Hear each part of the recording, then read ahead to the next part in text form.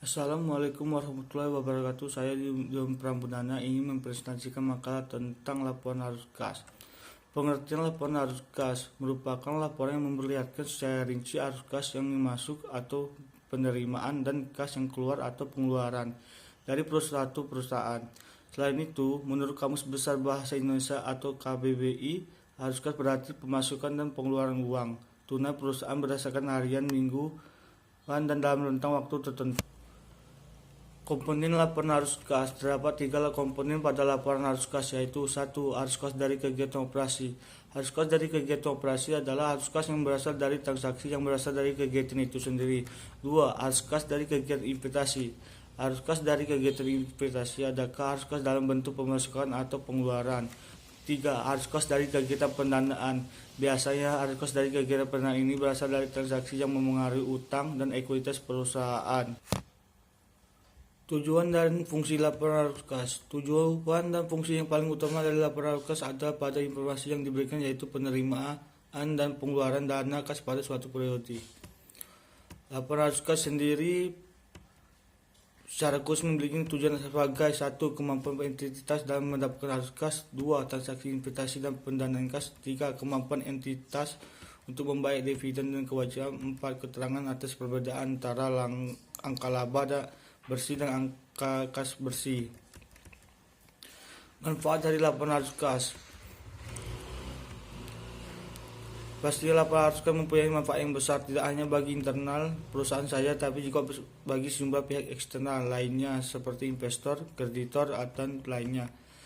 Ini dia beberapa manfaat dari laporan arus kas. 1. Memberikan informasi berhubungan dengan arus kas sebagai landasan dalam menyusun strategi keuangan dari periode berikutnya.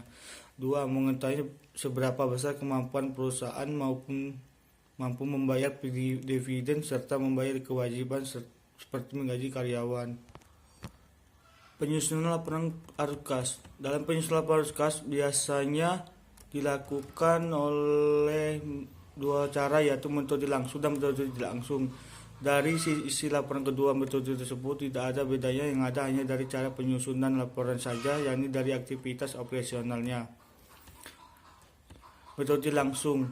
Menyusun laporan arus kas dengan metode langsung dirasa tidak begitu sulit. Pencatatan yang biasa dilakukan dalam metode langsung cukup mudah karena sudah terbagi ke dalam 3 kegiatan utama, yaitu operasi, investasi, dan pendanaan. Metode ini aliran kas dari kegiatan operasional dibagi menjadi 2, yakni kas masuk dan kas keluar. Lalu disusun lagi menjadi beberapa jenis pengeluaran dan penerimaan kas. Keuntungan menyajikan laporan arus kas metode langsung adalah kamu bisa mengetahui dari mana saja sumber dana dan pemakaian dana kas di dalamnya. Metode tidak langsung. Pada penyajian laporan kas melalui metode tidak langsung, penyusunan laporan dimulai dari laba bersih dan kemudian menyesuaikannya untuk penerimaan dan beban yang tidak melibatkan pemasukan dan pembayaran kas. Metode tidak langsung ini berdasarkan laporan rugi dan juga melihat dari neraca keuangannya. Keuntungan menyajikan laporan kas dengan metode tidak langsung yaitu data yang disajikan lebih terfokus pada perbedaan antara laba bersih dan aliran kas dari kegiatan operasional. Kesimpulannya, laporan arus kas merupakan laporan keuangan yang menyajikan lalu lintas arus kas masuk dan arus kas keluar dari kas dan setara kas. Laporan arus kas tersebut memberikan kepada pengguna suatu dasar untuk menilai kemampuan entitas untuk menghasilkan dan memanfaatkan kasnya.